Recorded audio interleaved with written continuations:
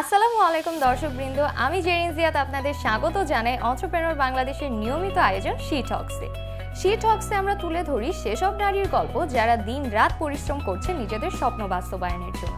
আজ আমরা কথা বলবো এমন একজন নারী উদ্যোক্তার সাথে যিনি একাধারে একজন আইনজীবী, একজন ইঞ্জিনিয়ার, একজন শিল্পমনস্ক মানুষ এবং একজন সফল ব্যবসায়ী। চলুন পরিচিত হই তৌহিদা হায়দার রিমা আপুর সাথে।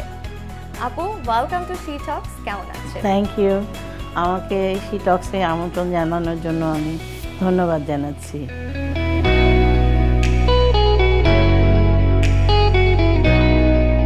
প্রথমেই জানতে চাইবো আপনার ছোটবেলাটা কেমন ছিল? ছোটবেলাটা আমি খুব আমার ভালো কেটেছে। আমি খুব বাবার আদরের মেয়ে। আমরা 3 বোন। বাবা তো সবসময় বলছে যে কখনো মেয়ে হিসেবে কাউন্ট করেনি আমার সন্তান, বাবা হিসেবে কাউন্ট করেছে। তোমার যেটা ভালো লাগে সেটা তুমি করবা, যেটা তুমি মন থেকে করবা সেটাই করবা। হ্যাঁ, ওভাবেই। কারণ বাবা কখনো ব্যারিয়ার দেয়নি। হ্যাঁ, ছোটোবেলা থেকে ঢাকা, হোম ডিস্ট্রিক্ট ব্রাহ্মণবাড়িয়া। আমি ছোটোবেলা থেকে ঢাকায় আমরা সেটেল। তো ঢাকাতেই বেড়ে ওঠা, ঢাকাতে স্কুল, কলেজ, ইউনিভার্সিটি সবই এখানে ঢাকায়। তো এই আর হলো এভাবেই আসলে আমার বেড়ে ওঠা। আর হলো চাইল্ডহুডটা আসলে সবার খুব থাকে। সবসময় গার্লস স্কুলে পড়েছি, গার্লস কলেজে পড়েছি। তো কিন্তু কখনো মনে হয়নি যে ওই ব্যারিয়ারটা আছে, যে ওদের সাথে মেশা যাবে না, ওদের সাথে কথা বলা যাবে না, এরকম ব্যারিয়ার আমার বাবা কখনোই দেয়নি। শুধু হ্যাঁ, বাবা একটাই কথা বলতেন আমাদেরকে, যে স্বাধীনতা দিয়েছি, রক্ষা করার দায়িত্ব তোমার। তুমি যেখানেই যাও না কেন এই কথাটা মাথায় রেখো, আর কিছু লাগবে না। এটা নিয়ে আমি এখনও পথ চলছি, এই মন্ত্রটা নিয়ে এই পর্যন্ত আসা। হিউজ একটা এটা রেসপন্সিবিলিটিও বলা যায়, যে মা বাবা ফ্রিডম দিয়েছে, এটা আমরা কিভাবে ব্যবহার করব। আপু, এই যে ফ্যামিলিতে কোনো ব্যারিয়ার ছিল না, আপনি সব সময় স্বাধীন চেতা ছিলেন, তাহলে আপু সেখান থেকে আপনার কর্মজীবন সম্পর্কে যদি আমরা জানতে চাই।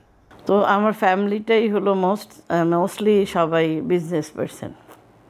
সবাই টোটালি আমার দাদা থেকে শুরু করে সবাই আমাদের বিজনেস করতেন। তো সেখান থেকে আসলে আমরা কখনো দেখি নাই জব। জাস্ট আমার ছোটো বোনটা ডাক্তার, সে এখন গভর্নমেন্ট জব করে। She is only one job holder in our family. আর এমনি সবাই তো বিজনেস নিয়ে কখনো দেখি নাই যে বস ঝাড়ি দিয়েছে, এরকম করেছে, এই টাইপের কোনো শব্দ শুনিনি। তখন থেকে বা ছোটবেলা থেকে আমার এন্টারপ্রেনার হচ্ছে, বাবা বিজনেস করছে, আমিও করব।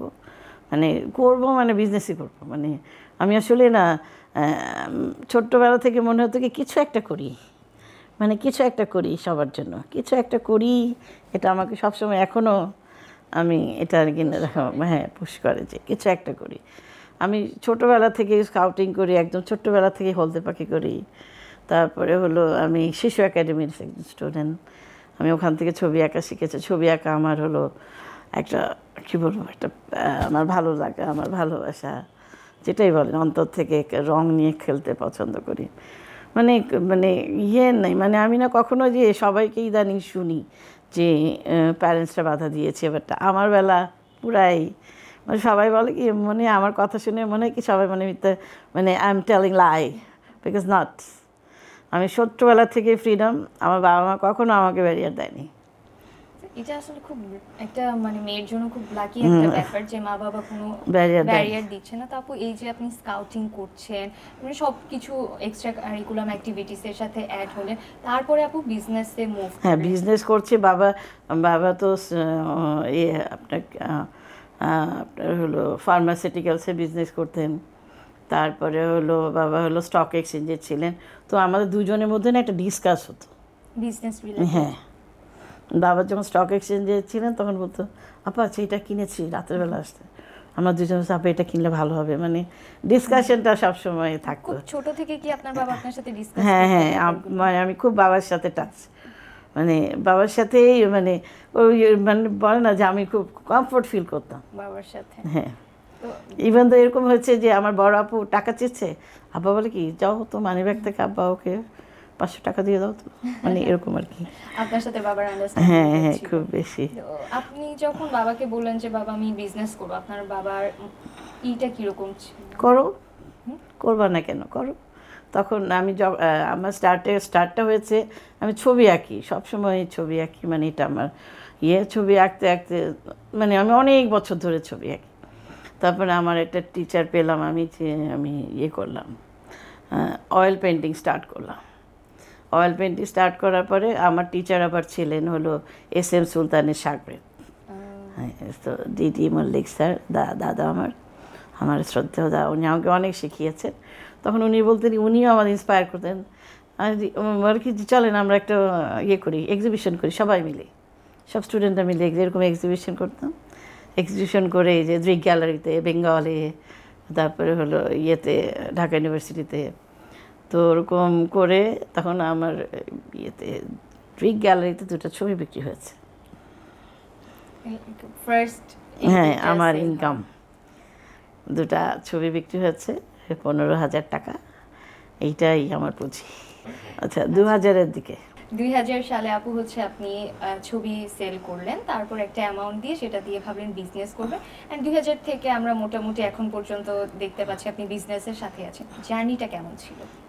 জার্নিটা মোটামুটি ছিল। আর আমি তখন থেকে স্টার্ট করিনি, আমি যখন স্কাউটিং করেছি, মানে মানে আমি গার্লস গাইড করেছি, যেহেতু গার্লস স্কুলে পড়েছি, গার্লস গাইড অ্যাসোসিয়েশন প্রত্যেক মানে বছর ফেস্টিভ্যালগুলোতে না ওরা করতো, মেলা করতো, আমি ছোট ছোট স্টল দিতাম। তখন থেকে মানে আমার মজা লাগে, আমি যাই আনতাম সবই সেল হয়ে যেত। আপু কি তখন থেকে মানে হ্যান্ডমেড কোনো কিছু? হ্যাঁ, ওই যে আপনার হলো যে আপনার যে বক্স করি না কার্টুন, ওগুলো দিয়ে ছোট ছোট পেন হোল্ডার বানানো, বা আপনার পেপার বানানো, ছোট ছোট জিনিস বানাইতাম, ছোট ছোট ঘর বানাইতাম, ওই সেল হয়ে যেত। আবার নানু ভাইকে বলতাম, নানু ভাই একটু আচার করে দাও না, তখন নানু ছোট ছোট প্যাকেট করে আচার করে দিত। ফুডের বিজনেস তখন থেকে। হ্যাঁ, মানে মজার লাগে, মানে সবগুলো ছড়াতাম, সব সেল হয়ে যেত। তো ওই ছোট বয়স ওইটাও একটা আর্ন, হ্যাঁ, আমার খুব ভালো লাগতো যে না আমি আর্ন করেছি, মানে তখন থেকে আর্নিং এর যে একটা ভালো লাগা সেটাই। আপু ছোটবেলা থেকে আর্নিং এর একটা ভালো লাগা ছিল, আপনি পাশাপাশি শিল্প চর্চাও করতেন। কখন মনে হলো যে না শিল্প চর্চা থেকে এবার আমি একটু বিজনেসের দিকে ফোকাসড হই? বিজনেসের ফোকাসে যখন আমার ছবি সেল হলো, তখন তো আমি মহা খুশি। তখন বাসায় মানে যে তখনও টুকটাক করি, ওভাবে না। তারপরে আমার একটা ফ্রেন্ড ছিল, ওর একটা ছিল শান্তিনগর একটা স্টেশন ছিল, আমি বলছি ওইটা আমাকে অর্ধেকটা ভাড়া দিই, আমি করবো। তখন থেকে আপুর একটা লিডারশিপের ব্যাপার ছিল। তো যে ওখানে যে আপনার টেবিল ছিল, টেবিল সব রেডি, তখন ওখানে আমি জাস্ট ভাবছি যে আমি যখন ক্যানভাসে করতে পারি, আমি ফেব্রিকের উপরে করি না, জাস্ট অ্যাজ লাইক এক্সপেরিমেন্ট। ওই এক্সপেরিমেন্ট থেকেই আপুর পথ চলা। হ্যাঁ, এক্সপেরিমেন্ট। এবং ইভেন তো এরকম হয়েছে, ঈদের 2 দিন আগেও মানে আমার ক্লায়েন্টটা দাঁড়িয়ে থাকতো, শাড়িটা হতে নাই, আমাকে ডেলি হতে শাড়ি নেই। এটা একজন এন্টারপ্রেনারের জন্য সবথেকে ভালো গুড নিউজ যে আমি হ্যান্ড পেইন্ট করছি। ছোট একটা ছেলে ছিল, ও আমাকে খালি রংটা ধরে রাখতো, এতটুকুই। মানে আমার এই জিনিসটা ভালো লাগতো যে না, আমার জিনিসগুলো পছন্দ করেছে। তো পছন্দ হতো যে আপনার হলো একটা আপা ছিলেন অনেক আগে, ওই কিন্নরি শাড়ি ছিল, ওই আপা আমার শাড়ি সেল করতে। এখন তো না, হ্যাঁ, ওরকম ওখান থেকে আসলে ইন্সপায়ারটা হওয়া, তারপরে ব্লগ মানে মানে ফেব্রিকটাতে ঢোকা আর কি, ফেব্রিক নিয়ে কাজ করার একটা ভালো লাগা, ভালোবাসা তৈরি হলো, ইনকামও হচ্ছে, খুব মজা। তো ওখান থেকে কাজ শুরু। আমার স্টেশনে একবার আনন্দ আলো গিয়েছিল, কীভাবে আমি ব্লগ করছি, আনন্দ আলো যে আছে 2008-এ মনে হয় এটা। তো ওখানে ওরা আমাকে আমার একটা স্টোরি করলো, আমি তো পুরো খুশি হয়েছি যে আমার কাজের ইয়েটাকে আমি আরও ইন্সপায়ার হলাম, সবাই ভ্যালু দিচ্ছে। আর স্টার্টিংয়ে যে আমি যে আমার অ্যামাউন্টটা ছিল ওটা দিয়ে তো আমি স্টার্ট করেছি, কিন্তু বাবাকে বললে তো তোমার কয় টাকা লাগবে, বাবা ফাইন্যান্সিয়াল, হ্যাঁ, যে তোমার কি লাগবে, এটা আপু হচ্ছে সেলফ ইন্ডিপেন্ডেন্ট, হ্যাঁ, যে না কি লাগবে না, আমি কি দেখি না, একটু নিজেকে একটু যাচাই করি। তখন আমি ইউনিভার্সিটিতে পড়ি, তখন থেকেই আমার কাজ শুরু, ক্লাস শেষ হয়ে গেলে আমি আমার স্টেশনে চলে যাই। আপু ম্যানেজ কিভাবে করতেন আমি তো পড়াশোনার পাশাপাশি? পড়াশোনা আমি তো সারা রাত পড়ি, মানে আমার পড়াশোনা ছিল রাতে পড়বো আর দিনের হ্যাঁ। বিজনেসে। হ্যাঁ, আপু এই যে এক্সপেরিমেন্টের জন্য একটা স্টার্ট করলেন, সেক্ষেত্রে কি কি অপরচুনিটি প্রথম দিকে পেয়েছিলেন? অপরচুনিটি পেয়েছিলাম, ওই যে প্রথম অপরচুনিটি হলো যে আমি একটা রেডি স্টেশন পেয়েছিলাম, যেখানে আমি কাজটা একদম গুছিয়ে করার জন্য। ওটা একটা স্টেশন, ওটা আমার জন্য খুব দরকার ছিল আর কি, যে একটা একটা টেবিল, একটা রুম, একটা মানে রেডি একটা আমি পেয়েছিলাম। সো ওখানেই আমি মানে আমার কাজের মধ্যেই আমি ইফতার করছি, মানে পেঁয়াজু খাচ্ছি, ওদিকে কাজ করছে। আপু তো শুরুর দিকে একা হাতেই সবকিছু হ্যাঁ, একাই করেছেন। হ্যাঁ, আপু শুরুর দিকে যেরকম অপরচুনিটি পেলেন যে রেডি একটা স্টুডিও হয়ে হ্যাঁ, আর আমার পিছু টানছিল না, আমি স্টুডেন্ট। বাসায় বলে গিয়েছি, বাবা বলছে আমি যত রাতই হোক না কেন আমার মেয়ে তো ইনশাল্লাহ ফেরত আসবে। এই দিক থেকে কখনোই না না না। তারপর প্রথম দিকের সমস্যাগুলো কি ছিল বিজনেসের সমস্যাগুলো ছিল হলো আসলে একটা মেয়ে, মানে আমার ফ্যামিলির কোনো সমস্যা ছিল, মানে আমি রাত করে আসতাম, তোর মেয়ে তো রাতে আসে, এরকম আর কি সমাজের। হ্যাঁ, আসলে আশেপাশে যাই হোক এগুলো আমি আই ডোন্ট কেয়ার, আমি আমার মতো চলছি। তখন যখন আমি স্টার্ট করেছিলাম তখন আমার কোম্পানিটার নাম আমি দিয়েছিলাম, যেহেতু আমার ডাক নাম রিমা, তো রিমা স্টার্টেক্স দিয়ে শুরু করেছি, ওটাই চলছিল। তখন আমি ফেব্রিক নিয়ে কাজ করি, একটু ইনোভেটিভ আইডিয়া নিয়ে। ধরেন আমি রেগুলার এরকম যে আমার কাস্টমার, আমি একটা জিনিস 20টা বানাই না, একটা জিনিস 3টা কি 4টা বানাবো। এক্সক্লুসিভিটি মেইনটেইন করেন। হ্যাঁ, ধরেন আমি ওটা রেডের মধ্যে একটু ঘুরাই দিই না কেন, কালারটা, যেহেতু আমি রং নিয়ে খেলি। আপুর এটা একটা খুব ভালো অ্যাডভান্টেজ বা স্ট্রং পয়েন্ট। হ্যাঁ, আমি আমার কাস্টমারকে আমি এরকম করি যে ধরেন কাস্টমার আমার থেকে ধরেন আমি একটা শাড়ি পাঠালাম, ফেস্টিভ্যাল মাঝখানে একটা পুটুলি করে একটা গিফট পাঠিয়ে দিলাম, হয় একটা ফিঙ্গার রিং, নয় দুটো ইয়াররিং, বা হ্যাঁ এরকম বা একটা নোজ পিন পাঠিয়ে দিয়ে থ্যাংক ইউ দিয়ে একটা পাঠাতে, কাস্টমারও হ্যাপি হয়ে যায়। হ্যাঁ, ওনা শাড়িটা পেয়ে যতটা খুশি হয়েছে, মানে পুটুলিটা পেয়ে তার চেয়ে বেশি। আপু কি কাস্টমারদের জন্য কাস্টমাইজের কোনো ব্যাপার আছে? হ্যাঁ, আপা এটা না আমাকে এটা করেছিলেন, তো ওরকম হলে ভালো হতো। আমি আচ্ছা ঠিক আছে, অসুবিধা নেই। সেক্ষেত্রে আপু কতদিন সময় লাগে একটা আমি জাস্ট কালারটা চেঞ্জ করে দেই, মানে ওরকম ঘুরাই না, হ্যাঁ, একটা জিস্টের মধ্যে থাকি। এটা ঘুরিয়ে গেলে কিন্তু ওটার ক্যাটাগরিটা নষ্ট হয়ে যায়। ওইটার মধ্যে আপনি একটু হ্যাঁ, যে আপু এটার মধ্যে আমার একটু দিয়ে দেন, একটু এমব্রয়ডারি করে দেন, বা একটু ব্লক দিয়ে দেন, এই টাইপের আর কি। আপুর এখন পর্যন্ত সবথেকে হার্ডেস্ট চ্যালেঞ্জ কি ছিল বিজনেস করার ক্ষেত্রে? পড়ে গেছি অনেকবার, কাস্টমার অনেকে বাল্ক কোয়ান্টিটি নিয়ে আসছে, পেমেন্ট করেনি। হ্যাঁ, দিচ্ছি। হ্যাঁ, আমি তো তখন দিচ্ছি বাল্ক কোয়ান্টিটি যখন হয় তখন তো দিতে, মানে রেগুলার যারা তখন তো দিতে হয়। কয়েকবার মানুষ আমার সাথে বিশ্বাসঘাতকতা করেছে, টাকা পয়সা দেয়নি, কিন্তু আমি না, চলতেই হবে আমাকে। তারপর এই যে অবস্টাকেলগুলো চলে আসে, আনওয়ান্টেড প্রবলেমগুলো, এগুলো থেকে কিভাবে ওভারকাম আমার মানে আমি বাবার থেকে লোন নিতাম, আমার ব্যাকআপ, আপনার বাবার থেকে, যে বাবা এটা দাও, আমি আবার ফেরত দিয়ে দেবো। তো এইভাবে করেই, হ্যাঁ, এভাবেই আমার ক্যাশ ফ্লো। এই যে ওভারকাম করা বা অবস্টাকেলগুলো, সব ক্ষেত্রে সোর্স অফ এনার্জিটা কি বা ইন্সপিরেশন কি হিসেবে কাজ করে? ইন্সপিরেশনটা আমি আমার ফ্যামিলি থেকেই পাই। আমার আব্বা খুবই ধৈর্যশীল মানুষ ছিলেন, আমার বাবা থেকেই পেয়েছি যে না, মানে পড়ে গেছি মানে আমি আরও 5 কদম আগায় যাব, এই মাইন্ডসেটটা সবসময়। হ্যাঁ, সবসময় মাইন্ডসেট। ইভেন তো এরকমও হয়েছে, আমি ইউনিভার্সিটি প্রোগ্রামে গিয়েছি, আস্তে 3টা বেজে গেছে। আমার ফ্রেন্ড আমাকে নামাই দিচ্ছে, আম্মা তো বলছে ওরা ঢুকতেই দিব না। আমার আব্বা আবার চাবি নিয়ে নেমেছে, আমার মেয়েটা কষ্ট করে আসছে। বাবারা আসলে অন্যরকম।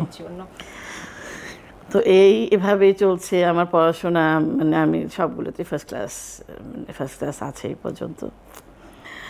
তো এভাবেই আমি আসলে আমার বাচ্চাটাকেও ইন্সপায়ার করি যে নিজের জন্য কিছু করেন, ডু সামথিং ফর ইয়োরসেলফ। আপু এমন কোনো অ্যাডভাইস আছে যেটা আপনি প্যারেন্টসদের দিতে চান প্যারেন্টিং এর ক্ষেত্রে? আর বাচ্চাদের উপরে না চাপিয়ে দিবেন না কিছু, না তোমাকে ডাক্তারই হইতে হবে কেন? ডাক্তার ছাড়া অন্য পেশা নাই। ও এটা লোড নাও তো নিতে পারে, ইঞ্জিনিয়ার হইতেই হবে কেন? ও তো টেক্সটাইলে পড়তেই পারে, ওখান থেকে সাইন করতে পারে না? হোক না সে টিচার, হোক না সে বিসিএস ক্যাডার, প্রায়োরিটি দিতে হবে, চাপাই দিলে হবে না। আগের মানে এই জিনিসটা প্যারেন্টসকে আমি একটু অ্যাডভাইস করছি যে মানে মানে যে আসলে ও কি চায়, ও কোন দিকে আসলে ওর মোটিভ না, সে একজন আর্টিস্ট, অসুবিধা কি? আর্টিস্টটা কি ফেমাস হয় না? লিওনার্দো দা ভিঞ্চি এখনো আছে না, ওনার অনেক কাজ আমরা এখনো অ্যাডমায়ার করি। তো কোনো কাজই ছোট না, আর কোনো কাজই চাপাই দেওয়া ঠিক না। এই যে আপু একটু আগে মেনশন করলেন যে আপনি সব জায়গায় ফার্স্ট ছিলেন, আবার আপনি স্টুডেন্ট যখন ছিলেন তার পাশাপাশি বিজনেস এখন পর্যন্ত করছেন। আপু ওয়ার্ক লাইফ আর ফ্যামিলি লাইফ বা পার্সোনাল লাইফটা কিভাবে ব্যালেন্স করেন? ওয়ার্ক লাইফ অনেক আমার না আসলে একটা ইয়ে ছিল কি, মানে আমি যখন স্টুডেন্ট ছিলাম আসানুল্লাহ পড়ি তখন মানে একাই আমি আমার ক্লাসে একটা মেয়ে, ওখান থেকে একটা বিন্দাস ভাব যে একাই একশো। তো মানে তখন না মানে ইয়ে ছিল না যে বিয়ে করবো বা সবসময় একা থাকবো, মানে একাই ঘুরে বেড়াবো, মানে ফ্রেন্ডদের নিয়ে ঘুরে বেড়াবো এরকম। কিন্তু তখন মানে ইয়ে হয়নি যে কী জানি বলে, মানে মনে হয়নি যে আমি আসলে যে এই কাজটা করলে ভালো হবে না বা ইয়ে করি নি। তখন আমি যখন MBA শেষ করলাম, বাবা বলে এখন কোথায় যাবা, এখন তো তোমাকে বিয়ে দিয়ে দেবো। তখন ঠিক আছে একটু আমার একটু সবাই বলছে বিয়ে করো, ঠিক আছে। বাবা সাথে বিয়ে দিলেন খুব শখ করি, সেও অনেক ভালো মানুষ, সেই জন্য ব্যালেন্সটা হয়ে যায়। সে আমাদের একটা IT কোম্পানি আছে, গ্লোবাল ওয়েব আউটসোর্সিং কোম্পানি, উনিও ইঞ্জিনিয়ার, উনি হলো মিস্টার রফিকুল ইসলাম, উনি হলো IUB গোল্ড মেডেলিস্ট। মোটামুটি ইঞ্জিনিয়ারদের সাথে ভালোই একটা শখ। হ্যাঁ, তো উনি আমার হাজবেন্ড আমাকে বলে তুমি এত পড়াশোনা করেছো, ডু সামথিং ফর ইয়ারসেলফ। তখন আমি আসলে বাবা যখন 2010-এ এক্সপায়ার হয়ে গেলেন, তখন আর ওই মানে ইয়েটা হয়নি যে না আমার তো কেউ নাই, একটা স্ট্রং সাপোর্ট সিস্টেম আপনার জন্য। হ্যাঁ, তখন আমার প্রথম অ্যানিভার্সারিতে আমার হাজবেন্ড আমাকে একটা ট্রেড লাইসেন্স গিফট করলেন, one of the unique gifts. হ্যাঁ, ওটার নাম হলো ম্যানসন মিডিয়া, ওটা এখনও চলছে, ওটা গ্রুপ অফ কোম্পানি হয়ে গেছে। এই ম্যানসন মিডিয়ার অর্থটা কি? এটা একটা ডাচ শব্দ, এটা হলো প্রোডাক্ট ফর দ্য পিপল, মানে মানে মানুষের জন্য প্রোডাক্ট, এই টাইপের একটা মিনিং আর কি। তো আপু ভাইয়া যখন ফার্স্ট আপনাকে ট্রেড লাইসেন্সটা দিল, আপনার কি মনে হয়েছিল দেখে? আমি তো খুশি, মানে খুশি আর খুশি যে না আমাকে আরও আগাইতে হবে। তারপরে কমার্সটা শুরু করলাম, দুজনেই যেহেতু টেস্ট করি, তো আমার কিছু ড্রেস ছিল বানানো, মানে 1 ঘন্টার মধ্যেই মানে নাই সোল্ড আউট, এরকম করে করে আগাচ্ছি। আমার কমার্সের ছিল 15/11/2011। এটা মানে একটা খুব সুন্দর ডেটও বলা যায় আপনার জীবনে। তারপর এই যে একটু একটু করে আগানো, দীর্ঘ একটা পথ পাড়ি দেয়া, এর মাঝখানেও নিশ্চয়ই অনেক ভুল আছে যেগুলো থেকে আপনি শিখেছেন বা অন্যকে বলতে চান যে এই ভুলগুলো যেন না করা হয়, সেরকম কিছু যদি আমাদের সাথে শেয়ার করেন। বিজনেস করার সময় আসলে না আমরা হুট করে নেমে যাই, একটু R&D করতে হয়, মানে একটু রিসার্চ করতে হয় যে এই সেক্টরে কি আমি আগাতে পারবো বা এই সেক্টরের ইয়েটা কি, এই সেক্টরের মানে কোনো প্রবলেম আছে কি না, বা এই সেক্টরে মানে আমার গ্রহণযোগ্যতাটা কতটুকু। আপু আপনার এই দীর্ঘ ক্যারিয়ারের কিছু অ্যাচিভমেন্ট যদি আমাদের সাথে শেয়ার করেন। আমার অ্যাচিভমেন্ট হলো আমি সার্ক অ্যাওয়ার্ড পেয়েছি, তারপর ফেমিন অ্যাওয়ার্ড পেয়েছি, তারপরে হলো শি ট্রেডের একটা অ্যাচিভমেন্ট ছিল, ওরা আমাকে একটা CBT আমাকে একটা স্টল দিয়েছিল, ওটাও আমার একটা অ্যাচিভমেন্ট।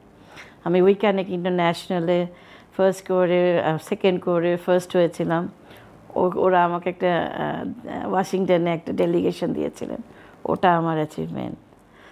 এইভাবে করে আমি অনেকগুলো আমি অ্যাওয়ার্ড পেয়েছি।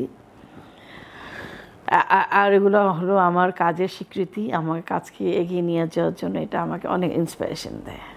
থ্যাংক ইউ আপু, আপনার জন্য অনেক অনেক শুভকামনা রইল and thank you so much আপনার মূল্যবান সময় থেকে আমাদেরকে সময় দেওয়ার জন্য। থ্যাংক ইউ আপনাদেরকেও আমাকে ইনভাইট দেওয়ার জন্য। Thank you She Talks. Thank you. আমরা আশা করি খুব শীঘ্রই আপনাকে আমরা ইন্টারন্যাশনালি দেখতে পাবো, ইন্টারন্যাশনাল মার্কেটে দেখতে পাবো। Thank you, thank you. প্রিয় দর্শক, আমরা আমাদের অনুষ্ঠানের একদমই শেষ পর্যায়ে চলে এসেছি। রিমা আপুর গল্প আমাদেরকে ইন্সপায়ার করে, স্বপ্ন আর পরিশ্রম একসাথে থাকলে সাফল্য অনিবার্য। আমি জেরিন জিয়াত আজকে বিদায় নিচ্ছি। আগামী পর্বে দেখা হবে এরকমই কোনো নারী উদ্যোক্তার গল্প নিয়ে। ততদিন ভালো থাকুন, সুস্থ থাকুন, অন্ত্রপ্রেনার বাংলাদেশের সাথে থাকুন। এমন আরও ভিডিও পেতে অন্ত্রপ্রেনার বাংলাদেশের ফেসবুক পেজটি ফলো করুন এবং ইউটিউব চ্যানেলটি সাবস্ক্রাইব করুন। ধন্যবাদ।